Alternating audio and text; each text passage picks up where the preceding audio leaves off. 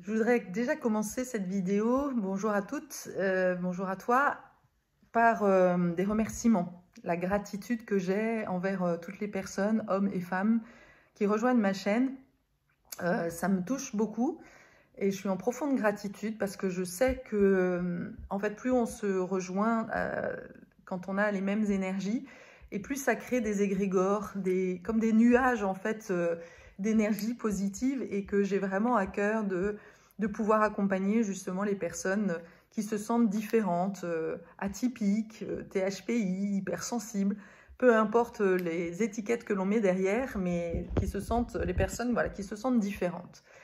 Et que je sais que en faisant des vidéos, et c'est ça qui me motive, je permets à toutes les personnes qui me suivent d'accepter leurs différences, de ne pas résister, et au contraire d'aller encore plus loin dans l'acceptation de nos bizarreries. Voilà, c'est vraiment ça. Et aujourd'hui, la bizarrerie que je t'invite à accueillir, c'est ton irresponsabilité.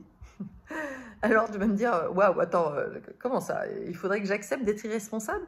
Il faut que j'accepte en fait de fonctionner comme un enfant de 5 ans et de mettre 1 an à payer des amendes et de ne pas faire les choses que j'ai à faire?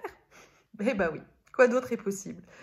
Et d'ailleurs, pour ça, j'ai envie de t'inviter à un petit exercice qui est pour moi quelque chose un outil que j'utilise vraiment tout le temps et qui est vraiment super important, qui est la libération en fait de toutes les tensions émotionnelles que tu vas créer. Tu vas faire créer des nœuds en fait à chaque fois que tu te juges.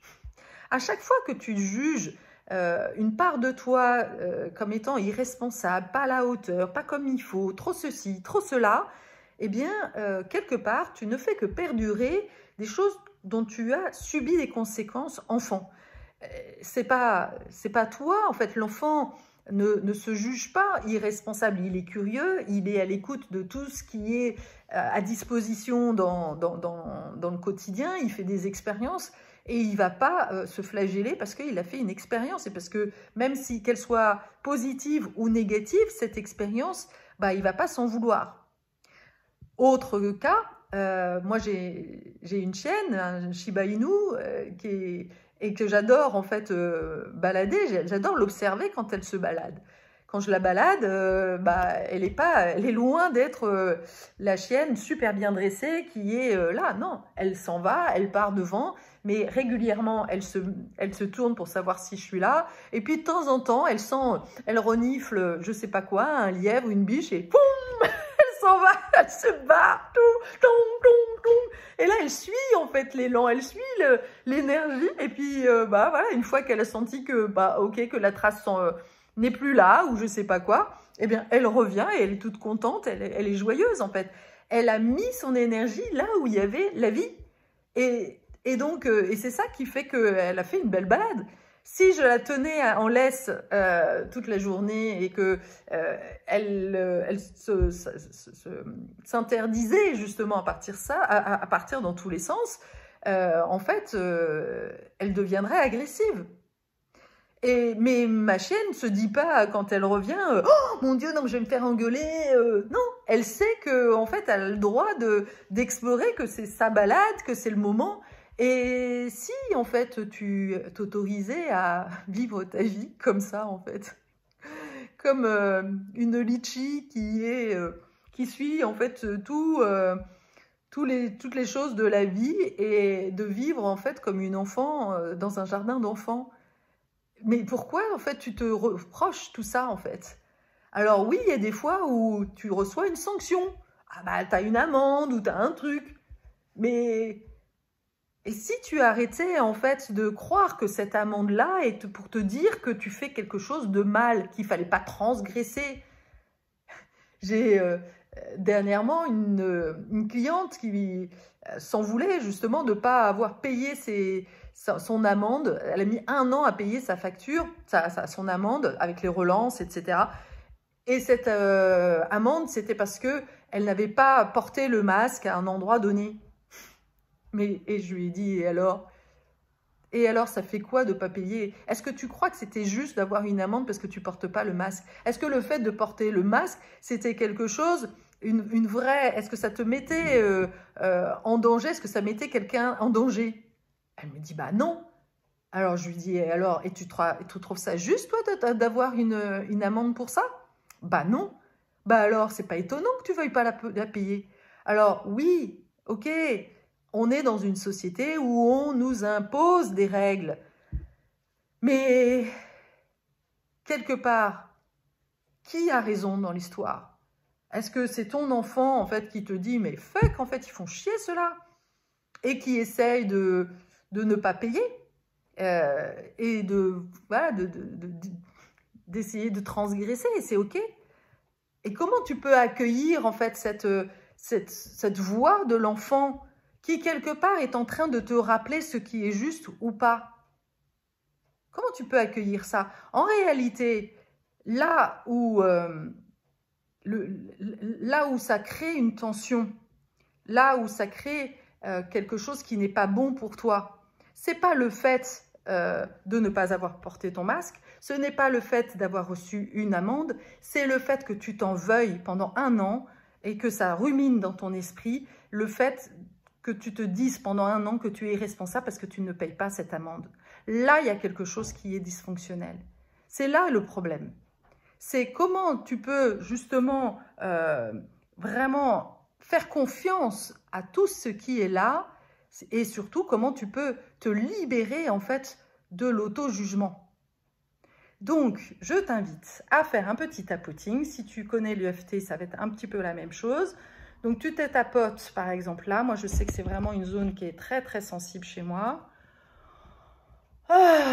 Et déjà de te poser. Tu peux tapoter là sur le bord, là. On va déjà commencer par faire ça. Parce que c'est ça qui va permettre de te détacher, en fait, de l'émotion bloquée de jugement. Et le jugement, tu vois, quoi d'autre est possible? Parce que si tu as reçu une amende, en vrai, c'est pas parce que tu as transgressé les règles, mais c'est parce qu'à l'intérieur de toi, il y a un juge interne qui pense que c'est pas bien. Et donc, qui ne s'autorise pas, en fait, à transgresser les règles. Et donc, bah, à l'extérieur, tu reçois une sanction, comme quoi c'est pas bien. Et tu vas répéter après moi, je libère tout attachement émotionnel. Je suis irresponsable de ne pas payer mes amendes en temps et en heure. Et tu vois tout ce qui remonte, tu lâches.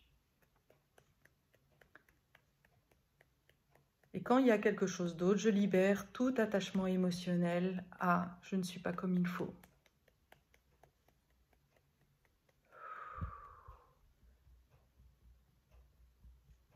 Je libère tout attachement émotionnel à l'enfant de 5 ans, irresponsable. Et là, tout d'un coup, il y a de l'espace. On crée de l'espace à l'intérieur. Parce que quand tu autorises, en fait, tout ce qui est là, à être là, eh bien, tu donnes de l'espace. Je libère tout attachement émotionnel à la résistance d'être une enfant de 5 ans. Qui fait ce qui est bon pour elle. Qui s'autorise à se faire plaisir. Je libère tout attachement émotionnel au jugement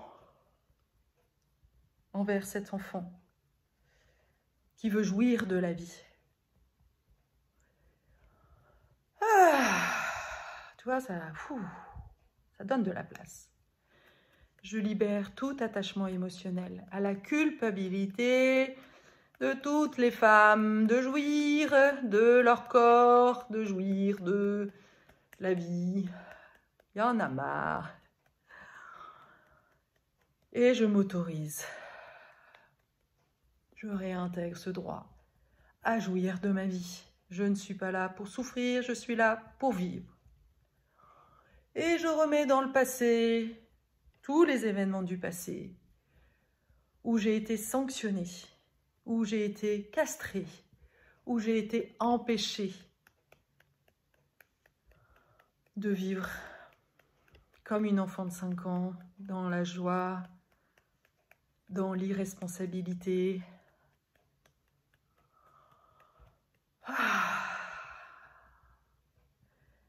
Et je libère toutes les tensions émotionnelles, tous les attachements émotionnels, à la culpabilité,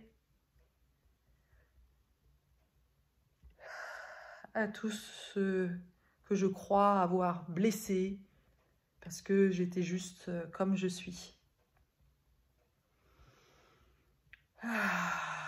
Récemment, j'ai une cliente qui me disait « Ma mère a perdu 10 kilos parce que j'ai osé lui dire un jour que qu'elle me faisait chier et que je serais heureuse le jour où elle mourrait. » Et elle porte encore en fait cette culpabilité d'être à l'origine du mal-être de sa mère. Mais non, c'est la mère en fait qui était défaillante, qui était étouffante. Donc l'enfant, lui, il a été dans la colère parce qu'il voulait se détacher en fait de sa mère. Cette colère, elle était très juste. Ces mots, ils étaient complètement justes. Le fait que la mère n'accepte pas en fait la diffusion, la séparation, c'est le problème de la mère.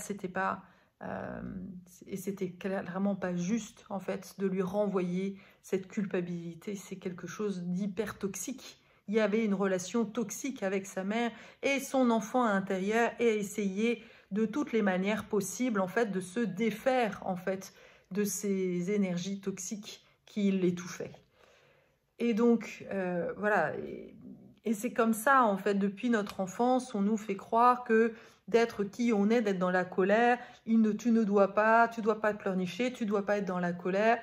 Et en faisant ça, eh bien, on nous coupe, en fait, de cette énergie vitale à l'intérieur de nous. Et puis, évidemment, cette énergie vitale, c'est aussi l'énergie sexuelle. Et nous, les femmes, on est vite des salopes, hein, si on a eu beaucoup d'expérience, si on a répondu à cet instinct, une envie, quelque chose qui était bon pour nous, alors on doit en payer le prix. Bah non, en fait, il va falloir que tu arrêtes tout ça, en fait. C'est vraiment hyper important de s'autoriser et d'accueillir notre instinct de vie. Parce que c'est certainement pas en respectant toutes les cases, toutes les normes de la société que tu es quelqu'un de responsable. Non, tu n'as de responsabilité que de vivre en accord avec qui tu es, pas de vivre selon les règles qui te sont dictées dans la société. C'est n'importe quoi. Sois irresponsable. Vraiment, alors c'est pas une injonction, mais autorise-toi à être irresponsable parce que c'est en transgressant les règles, en fait, que l'on va se forger, en fait, nos propres règles.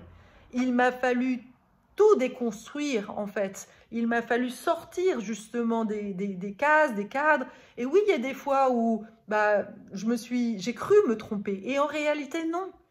Quand je me suis retrouvée à vendre ma maison, évidemment, j'avais cette croyance que je faisais une erreur, que j'aurais dû être plus responsable, voilà, de mettre plus d'énergie à ce moment-là dans mon travail. Mais non, tout était parfait en fait, parce que en vivant ça, en fait, je savais, je faisais l'expérience et je pouvais aider les personnes de ne pas reproduire la même erreur. Les erreurs que je fais ne sont pas que pour moi, elles sont aussi pour transmettre les autres. Mais si tu te culpabilises et si tu te flagelles en fait de ces erreurs, au lieu de te dire « Ah tiens, quelle expérience j'ai fait aujourd'hui ?» Ok, comment je peux faire mieux la prochaine fois? Parce qu'il n'est pas question de te dire « c'est génial en fait de ne pas d'avoir mis 1 an à payer tes factures ». C'est pas ça que je dis. Je dis simplement qu'il a fallu que tu fasses cette expérience de te pourrir la vie pendant 1 an avec ce problème-là pour justement, eh bien, apprendre et te dire toi-même, en fait, bon, bah, la prochaine fois, j'accepte cet inconfort de 15 minutes parce que vaut mieux mettre un effort de 15 minutes dans l'instant présent et de me libérer en fait de toutes les tracasseries et de me pourrir la vie pendant 1 an. Parce que la culpabilité, elle est là quand même en fait à l'intérieur de toi. Mais tu apprends comme ça et tu vas apprendre à fonctionner avec tes propres règles. Mais c'est normal en fait d'expérimenter des choses qui ne sont pas, qui sont des bizarreries, des choses qui pour les autres c'est de l'irresponsabilité, mais pour toi c'est une expérience. C'est ça que j'aimerais vraiment te faire comprendre, te faire sortir surtout de la culpabilité de ne pas faire comme les autres. C'est vraiment, vraiment super important que tu ne t'auto-juges et que tu que tu t'autorises à vivre les choses comme elles sont, parce qu'au bout d'un moment, tu verras que à la clé, il y a un cadeau en fait. C'est parce que tu dois apprendre. Moi, c'est grâce à toutes ces expériences-là que j'ai découvert le chemin du héros. Le chemin d'Athéna, tel que je le propose, eh bien, c'est justement ce chemin où on va apprendre, on va faire des expériences, on va essayer des choses, on va faire un retour en arrière, et puis à un moment donné, on va mettre de l'énergie. Et c'est grâce à toutes les erreurs en fait que j'ai faites, les expériences, que j'ai compris, que j'ai trouvé le chemin en fait, le meilleur chemin, le raccourci en fait pour accompagner les personnes que j'accompagne à justement quelque part réussir dans leur vie. Alors j'aime pas trop ce terme-là, mais en tous les cas vivre une vie, réaliser leurs rêves de leur vie, voilà. Pour aller au plus proche en fait, que ce soit dans la création d'un projet, que ce soit dans la création d'un couple, quel est le chemin le plus court en fait pour y arriver? Bah, si j'avais pas fait en fait ces expériences de 1 pas en avant, 3 pas en arrière, je me trompe, je fais des erreurs dans le chemin, etc. Eh ben je pourrais pas dire bah tiens là moi j'ai mis 10 ans à le faire.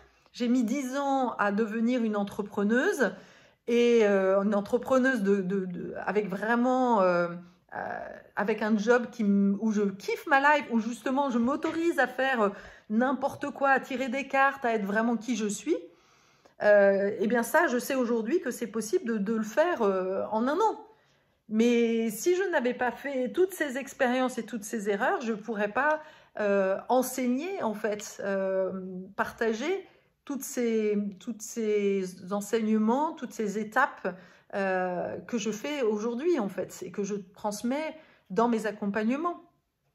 Et de dire, et là, justement, de pouvoir être un bon guide pour les personnes qui vivent la même chose. Ah, attention, là, si tu mets pas un peu plus d'énergie, bah, tu risques d'en payer le prix. Qu'est-ce que tu veux faire? Et donc, c'est vraiment utiliser cette énergie de vie à bon escient. Et c'est en effet l'équilibre aussi de l'énergie de la guerrière. La guerrière, c'est l'énergie de feu. Alors oui, c'est vrai qu'elle peut partir dans tous les sens, mais quand elle est canalisée, et pas forcément canalisée sur un projet, parce que ça, c'est vraiment une erreur que j'ai faite pendant longtemps, c'est que j'ai cru qu'il fallait que je mette de l'énergie sur un seul projet. Mais je ne suis pas faite comme ça, en fait. Moi, j'ai besoin, en fait, d'avoir plein de sujets différents, la danse, mon accompagnement sur le chemin du héros, le phare, le shine, et puis là, bientôt, les femmes... je vais vers l'énergie quand elle m'appelle, en fait. Et il n'y a rien de... Je ne suis pas forcément faite pour faire des choses structurées. Non, je dois justement mettre mon énergie, mon intuition au service de ce qui vient en fait, et de ce qui vient à la fois de ce que je sens être nécessaire en fait pour les autres. Donc voilà, cette vidéo, elle était vraiment là pour te pour t'encourager justement à utiliser cette qualité de l'intuition, de la spontanéité qui sont la tienne, qui sont les tiennes. C'est l'énergie de la rebelle. La rebelle en process communication, eh bien, c'est celle qui qui est complètement intuitive, qui aime le contact, qui aime le groupe, qui aime déconner, oui, qui est une enfant de 5 ans. Alors, je suis d'accord que, encore une fois, il y a cette problématique de la responsabilité. Mais la responsabilité, attention de ne pas de la mettre au bon endroit. Ta responsabilité, c'est de mettre ton énergie au service d'un projet qui est bon pour toi, d'œuvrer pour quelque chose qui fait sens pour toi. Et tu vas voir d'ailleurs que plus tu vas faire ça, moins tu vas recevoir en fait d'amendes. Parce que quelque part, les amendes que tu reçois, c'est le fait c'est comme si l'univers te disait, tu te mets pas suffisamment en action en fait. Tu utilises ton énergie pour faire n'importe quoi. Au service de quoi tu vas pouvoir mettre ton énergie et qui fasse du sens en fait pour le monde. C'est cette énergie de l'enfant, de l'intuition, elle a vraiment à être mise au service de quelque chose de bien plus grand. Et ça peut être, encore une fois, à plein de projets différents, mais où tu apportes ta contribution. C'est clair que si l'enfant, elle fait n'importe quoi au sens où, comme moi je l'ai fait par exemple à un moment donné, où je suis allée expérimenter des expériences sexuelles, c'est clair que je ne suis pas au service de ma grandeur et de ma splendeur. Mais c'est pas grave non plus. C'était nécessaire, encore une fois, sur mon parcours, et toutes les expériences que j'ai vécues, quelque part, me servent en fait pour mon type d'accompagnement qui est bien particulier, qui est plutôt un enseignement des clés que je livre, plutôt que de coacher, c'est plutôt un partage d'expérience. C'est comme si deux copines se rencontraient et de dire, voilà, moi je fonctionne comme ça, comment ça résonne pour toi, et voilà comment tu pourrais faire autrement, mais il n'y a pas d'injonction en fait. C'est vraiment permettre à la personne de trouver ses propres clés. Mais encore une fois, mon parcours de vie était parfait pour ça. Donc, sors en fait de l'injonction que ce que tu fais est mal. Il y a un moment donné où tu vas voir que tu vas donner du sens. Tu peux donner du sens à toutes ces expériences, à tous ces, entre guillemets, échecs. C'est comme Edison qui a fait 300 000 essais avant de trouver comment faire une lampe. Eh bien, toi, tu es pareil en fait. Tu dois faire des essais, erreurs. Et c'est comme ça que tu vas. Et quand tu vas apprendre de tes erreurs, eh bien là, tu vas commencer à grandir, tu vas commencer à évoluer. Mais tu vas rester en fait dans cette énergie de l'enfant. Tu vas à la fois devenir adulte, mais sans lâcher en fait ton enfant. Parce que c'est pas le but en fait. Quand on parle de grandir, de devenir responsable, il faut surtout pas en fait te dire tu vas devenir responsable, et donc tu vas devenir un adulte chiant qui va se faire chier toute sa vie. Surtout pas. Encore une fois, ta responsabilité, c'est de vivre une vie pleine de joie et de vivre ta vie comme une aventure. Comme un film, voilà. Et le film, il a des moments heureux, des moments où il fait des erreurs, et c'est comme ça en fait qu'il va se rapprocher de son but. Et d'ailleurs qu'il va pouvoir ensuite transmettre ces clés au plus grand nombre. Voilà. J'espère vraiment que cette vidéo t'aura été utile et je te dis à bientôt.